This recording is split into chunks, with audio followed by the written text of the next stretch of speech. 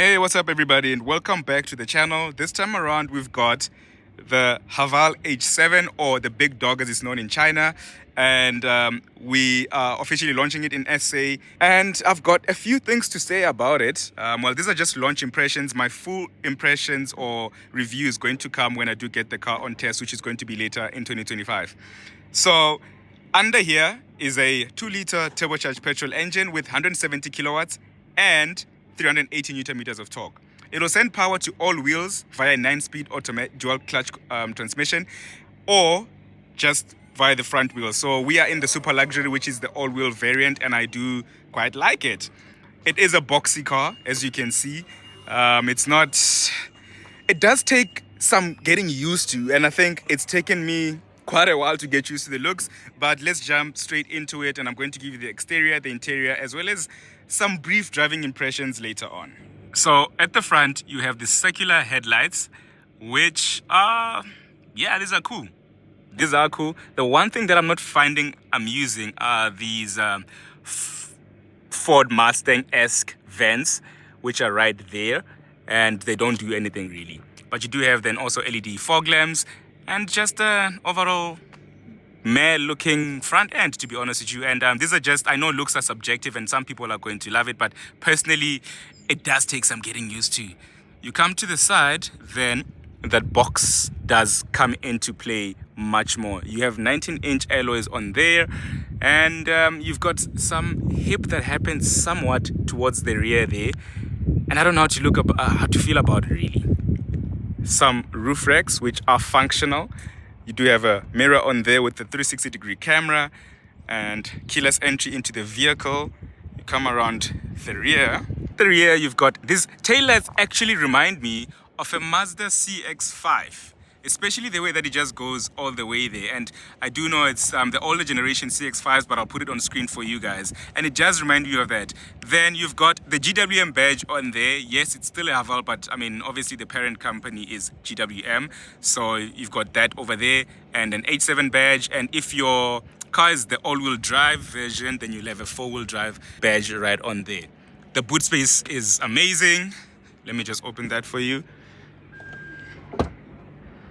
Obviously electrically operated, as we know from the Chinese.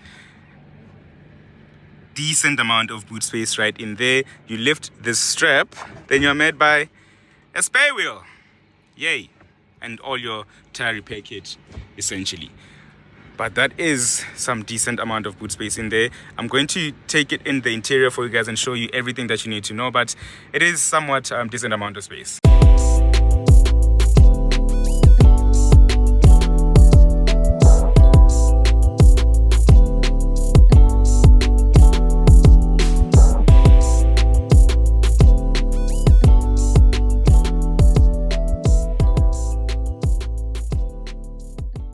So jumping inside now, and it's a really good looking interior. I've never doubted the Chinese interior, especially from Haval or GWM. Really, they make great interiors which are really fit and functional, that are really built really well. You've got a digital driver's display over there. These vents are really cool because you can adjust the different one, or the top one or the bottom, which is really cool. You've got a steering wheel here, which is really gorgeous, multifunctional steering wheel with pedal shifters.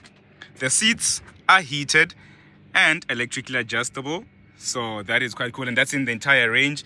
The design on the seat is really cool for me, I won't lie to you. You've got this carbon fiber-esque, grab door handle right on here, which is very tank reminiscent. Then you've got your bottle holder on here with a strap, so you can essentially fit any bottle on there, because then the strap will just adjust to what you want to fit as, which is really, really good looking. The door is some wood trimming right on there. And when you come into here, the one thing that I don't appreciate is that, so there's so much space on there, but right on here, you've got a USB type A. And I understand because that this is essentially the big dog in China, and it's been in the market for a long time. But I do feel that the moment they decided to bring it to South Africa, they should have just swapped that USB port and made it a type C. That would have been brilliant. There are only 2 ports in the car. one here and then one in the rear, which I'll show you later. I'm not mad at that because one is in the rear and not both of them are not up here. Got a 12-volt socket right on there. There's aviation style gear knob, which we've seen in the tank as well. Your drive settings are on here, and then your parking settings are on there with your heated seats. This is your drive mode selector button. Your cup holders are on here. Then you've got a massive amount of storage right in there for you to put your phone or whatever you want to put your drinks in here, because it's aircon controlled, aircon cooled,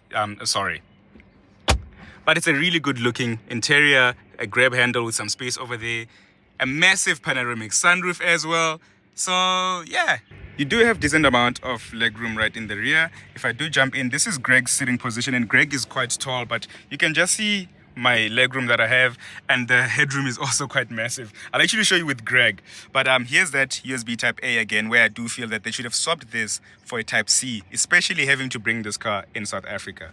You do have some peasant blockers, which is a nice touch from GWM.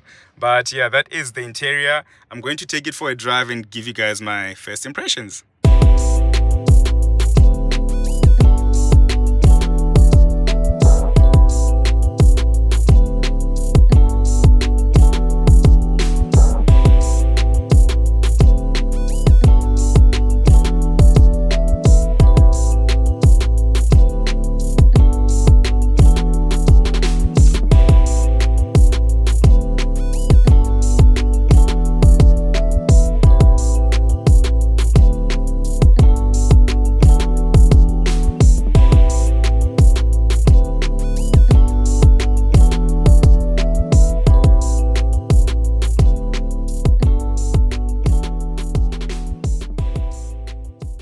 So I have just done my stint of driving inside the H7, and I do think that the one thing that I appreciate mostly about it is just how sturdy the suspension is.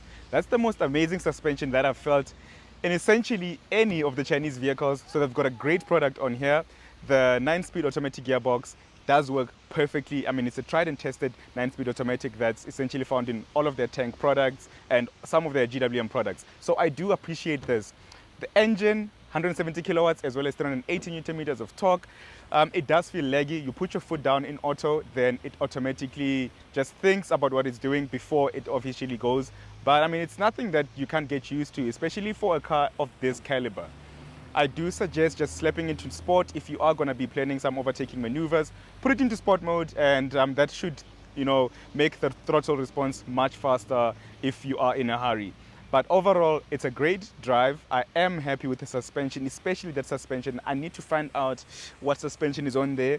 But I heard Sam saying that it's a monoclock suspension. So that is really, really, really good. I am happy with that suspension. Overall, the sitting position is great.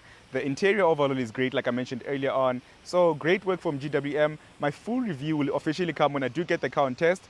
So well done to Haval on launching yet another product. The pricing, I think my verdict, if you do have the money, then go for it. I mean, for 600,000 Rand, there are a lot of products within the price band, but this just makes sense. I mean, in this all-wheel drive version, essentially, if you 670,000 Rand, it does make sense for this product.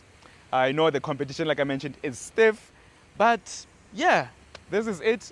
Just my final thought is that with the HEV being launched, which is going to be 730,000 Rand, I do feel like it's going to kind of cannibalize the tank 300, because that 2.4 liter diesel starts at 720,000 Rand, whereas this is at 730. So that is my verdict. But I think it's a different buyer profile. If you're looking at buying this, then I don't think you're looking at buying a tank 300. So yeah, guys, don't forget to use the link in my bio to get a quote from Naked Insurance. And, you can save you a quote on this new Haval. So yeah, guys, till next time, let's keep it locked and logged to the channel. 10,000 subscribers loading. Peace out, guys.